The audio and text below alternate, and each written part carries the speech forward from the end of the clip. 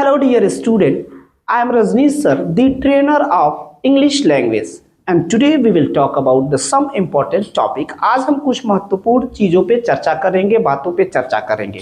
जैसे कभी कभी हम कुछ सेंटेंस बोलते हैं तो जो हमारा क्वेश्चन वर्ड होता है वो दो बार यूज होता है।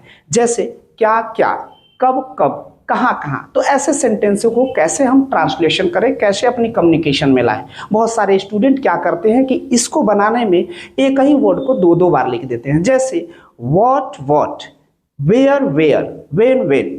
डियर गाइस, ये बिल्कुल गलत है।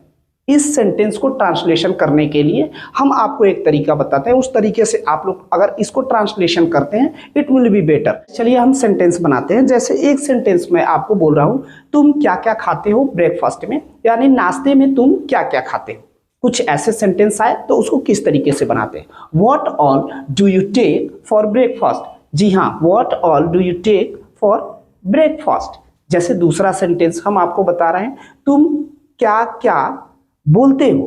What all do you speak? What all do you speak? Guys, जो दूसरा हमारा सेंटेंस है कब कब। जैसे एक सेंटेंस में आपको बता रहा हूं, आपने पैसा कब कब भेजा था। आपने पैसा कब कब भेजा था। ऐसे सेंटेंस को बनाने के लिए when all did you send money? When all did you send money? तीसरा जो हमारा जो वर्ड है वो कहाँ कहाँ, मीन्स दैट वेयर, और वेयर के साथ हम यूज करेंगे all. Where all. For example, तुम नेपाल में कहाँ कहाँ गए थे। भैया तुम नेपाल में कहाँ कहाँ गए थे। Where all did you go in Nepal. Where all did you go in Nepal. इस तरीके से आप ऐसे सेंटेंसेस को बना सकते हैं।